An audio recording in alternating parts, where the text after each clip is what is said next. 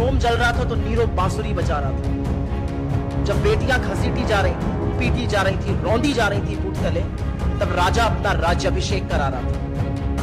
और आज भी राजा ने अपना मौन व्रत नहीं तोड़ा बेटियों के।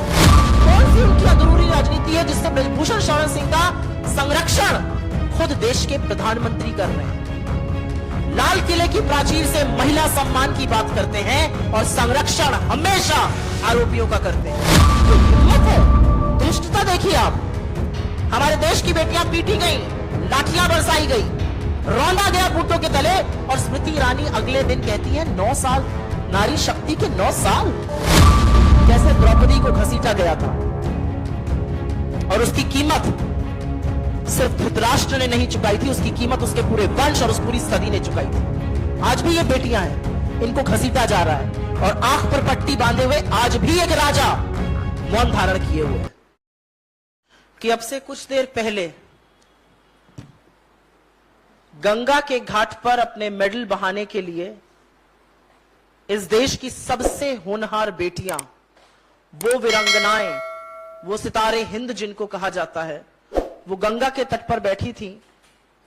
आंखों में आंसू थे और टूटे हुए सपने थे। वो इस देश की मृत आत्मा से कुछ कह रही थी और उन्होंने ये साफ तौर से कहा, इस देश में हमारा कुछ नहीं बचा है। सरकार चुप थी, शाम तक मीडिया भी चुप था, साथ ही बड़े खिलाड़ी, बड़ी हस्तियां, बड़ी सेलिब्रिटीज चुप, राजा चुप, एक शब्द नहीं। एक कहावत है कि जब रोम जल रहा था तो नीरो बांसुरी बजा रहा था। जब बेटियां घसीटी जा रही थी, पीटी जा रही थी, रौंदी जा रही थी बूट तले, तब राजा अपना राज्याभिषेक करा रहा था। और आज भी राजा ने अपना मौन व्रत नहीं तोड़ा बेटियों के लिए। राजा ने एक बार नहीं कहा, मैं अपील करता हूं आप ऐसा मत कीजिए। लेकिन हम इस मंच से बार बार अपील करेंगे इन बेटियों से, आपके साथ अन्याय हो रहा है, आपके साथ गलत हो रहा है, लेकिन हम आपसे हाथ जोड़ के अपील करते हैं कि ये मेडल आपकी खून पसीने की कमाई है, इस देश का गौरव है। इस देश की खातिर उनको पानी में मत बहाइएगा, गंगा में मत बहाइएगा। एक निरंकुश राजा, उसकी निरंकुश सरकार जरूर आपके साथ गलत कर रही है, लेकिन आप ऐसा मत कीजिएगा। लेकिन इतिहास यह पूछेगा कि जब देश की बेटियों के साथ यह हो रहा था, और मैं एक चीज कुछ भी कहने से पहले यहां जरूर कहना चाहती हूं, साक्षी मलिक एकमात्र ऐसी महिला है जिनको कुश्ती में, ओलंपिक में, देश में मेडल मिला है, एकमात्र। और आज वो मेडल गंगा में बहाने को मजबूर है। आप सब लोगों ने इन खिलाड़ियों को सराहा है, इनकी हौसला अफजाई करी है।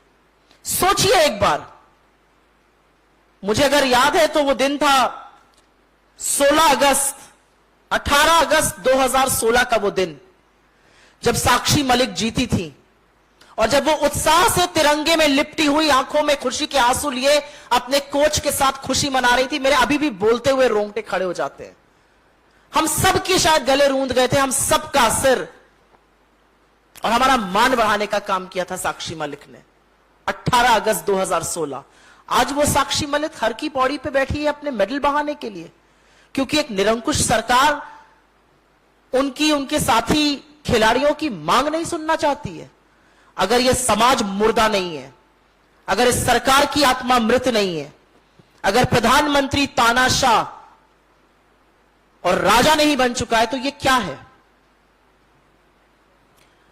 मैं एक बात जरूर कहना चाहती हूं, क्योंकि इसमें बहुत सारी बातें हैं। यह क्यों किया जा रहा है? एक सांसद को बचाने के लिए। हम बार बार यह पूछेंगे कि ऐसा क्या है कि ब्रजभूषण शरण सिंह के सामने सरकार इस तरह से नतमस्तक है।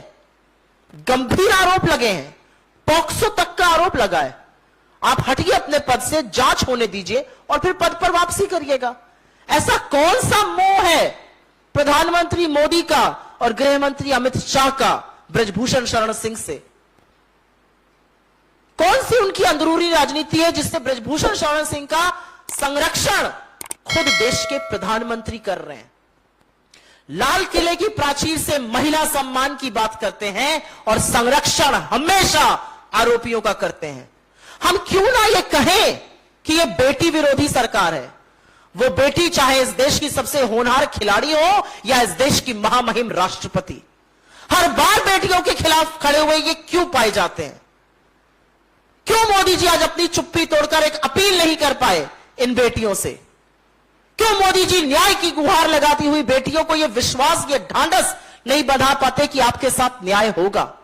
आज बेटियां खुलकर कह रही हैं, हम करें तो क्या करें, हमारी न्याय की उम्मीद टूट चुकी है और अब जो गंगा अपने आप में सबको समाहित कर लेती है, हम उसी में अपना मेडल बहाने जा रहे हैं। यह सच कहा है उन्होंने। गंगा अपने आप में पाप और पुण्य दोनों को समाहित करती है। पुण्य उन बेटियों का, लेकिन पाप इस निरंकुश सरकार और एक तानाशाह राजा का जो संरक्षण में खड़ा है आरोपी के, अत्याचारी के, दुष्कर्मी के। और ऐसा लगता है कि जैसे इन बेटियों के घाव पर कुरेद कुरेद कर वो अत्याचारी कह रहा हो, देख लिया मैं पीएम का खास हूं, मेरा बाल भी बांका नहीं कर सकती, तुम लोग बिलबिलाती रहो, रोती रहो, अपना मेडल बढ़ा दो। क्योंकि मेडल को तो उसने वैसे भी 15 रुपए का बताया है। क्या वो समझता या जानता नहीं है कि मेडल का मतलब होता है खून पसीना एक कर देना, सालों की कड़ी मेहनत, निष्ठा और ईमानदारी से जब ये लड़कियां लड़ती हैं, जब चारों खाने चित्त कर देती हैं, तब ऐसे मेडल जीतती हैं। लेकिन मैं जरूर एक बात कहना चाहती हूं, अगर ये महिला अस्मिता का मुद्दा नहीं है तो महिला अस्मिता का मुद्दा क्या है? स्मृति ईरानी इस देश की महिला बाल विकास मंत्रालय की मंत्री हैं। बेटियां रौंदी जा रही हैं सड़कों पर, स्मृति जी फोटो बॉम्बिंग का वीडियो लगा रही हैं, पिक्चर लगा रही हैं, उनको अट्टहास सूझ रहा है। और जब उनके नीचे लोगों ने कमेंट करके लड़कियों की तस्वीरें दिखानी शुरू करी तो उन कमेंट को छुपाया जाने लगा। अगले दिन सवेरे उनकी हिम्मत है, धृष्टता देखिए आप। हमारे देश की बेटियां पीटी गई, लाठियां बरसाई गई, रौंदा गया बूटों के तले, और स्मृति ईरानी अगले दिन कहती है 9 साल, नारी शक्ति के 9 साल। मुझे समझ में नहीं आता, ये डिल्यूजनल है, ये पूरी तरह से सत्य से परे हैं, इनको धरातल का पता नहीं क्या है इस सरकार में। ये नारी शक्ति का सम्मान है? 9 साल नारी शक्ति के सेलिब्रेट हम ऐसे कर रहे हैं। लेकिन इतिहास भी गवाह है कि जब जब महिला की अस्मिता पर प्रहार हुआ है तब तब कीमत चुकानी पड़ी है। महाभारत सबको याद है ना, कैसे द्रौपदी को घसीटा गया था और उसकी कीमत सिर्फ धृतराष्ट्र ने नहीं चुकाई थी, उसकी कीमत उसके पूरे वंश और उस पूरी सदी ने चुकाई थी। आज भी ये बेटियां हैं, इनको घसीटा जा रहा है और आंख पर पट्टी बांधे हुए आज भी एक राजा मौन धारण किए हुए है। आज सवाल यह कि इन बेटियों को क्या इतना मजबूर, आपने क्यों इतना मजबूर कर दिया कि अपने मेडल बहाने को तैयार हैं? 5 दिन का वक्त टिकैत जी ने उनसे लिया है, उनको मेडल सौंप दिए हैं। क्या सरकार 5 दिन में चेतेगी? क्या सरकार 5 दिन में न्याय की गुहार करती हुई बेटियों की बात सुनेगी? क्योंकि इतना सड़ चुका है सरकार का जमीर की उसमें से बदबू आने लगी है। आज सच यह है कि जिन लोगों को बेटी के समर्थन में खड़ा होना चाहिए वो लड़कियों की वतन परस्ती पर सवाल उठा रहे हैं, वो इनके इतने बड़े कीर्तिमानों पर सवाल उठा रहे हैं, वो इन्हीं को अपशब्द कह रहे हैं। आज मीडिया चुप है, कब तक चुप रहिएगा आप? कब तक चीयर लीडर बनाकर 9 साल की खुशी मनाते रहिएगा? और आज जो भी चुप है, याद रखिएगा तटस्थ रहने का समय नहीं है, क्योंकि समय आपके भी अपराध लिखेगा। संस्थाएं हैं इस देश में, पॉक्सो का आरोप लगा है ब्रजभूषण शरण सिंह पर, लेकिन एनसीपीसीआर की तरफ से एक शब्द, एक कार्रवाई, एक चिट्ठी न सरकार को न इलेक्शन कमीशन को। आप तो बाल अधिकारों की सुरक्षा के लिए बनाए गए थे, आरएसएस का ट्रेनिंग कैंप खोलने के लिए नहीं। पॉक्सो जैसा गंभीर आरोप लगा है। महिलाओं ने, इस देश की बेटियों ने शोषण का आरोप लगाया है, और एनसीडब्ल्यू जो रह रहकर चिट्ठी बांटता है, रेखा वर्मा जी को सुधी नहीं है। 1 महीने से ऊपर हो गया ये बेटियां बैठी थी। तो आज सवाल यह जरूर पूछना पड़ेगा कि भाजपा की निरंकुशता, मोदी जी का संरक्षण, और मैं ये डंके की चोट पर कह रही हूं, बेटियों के अत्याचारी, उनके दुष्कर्मी पर प्रधानमंत्री मोदी का संरक्षण है। क्योंकि अगर संरक्षण नहीं होता तो वो इन बेटियों को दिलासा देते, विश्वास देते, न्याय की गुहार लगा रही हैं ये।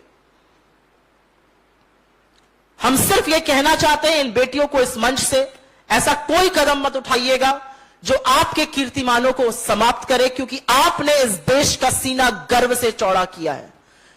कोई फर्क नहीं पड़ता कि एक निरंकुश सरकार, एक आंखों पे पट्टी बांधे हुए राजा, हर बार आरोपी के साथ खड़ा हुआ प्रधानमंत्री आपको न्याय ना दे, लेकिन यह देश आपके साथ खड़ा है और यह देश देख रहा है कि कैसे बार बार बेटियों के अपमान में और संरक्षणों के साथ यह सरकार खड़ी होती है। आज जो गंगा के तट पर गंगा ने देखा वो पुण्य और पाप की वेदी के बीच की खाई है, और मैं आशा करती हूं कि सरकार जागेगी, अपनी बेच खाई हुई नैतिकता को याद करेगी और जरूर इन बेटियों को न्याय देने का काम करेगी। क्योंकि बेटियों का रोता हुआ चेहरा और बृजभूषण सिंह का दमकता हुआ चेहरा, यह इस देश का दुर्भाग्य है आज।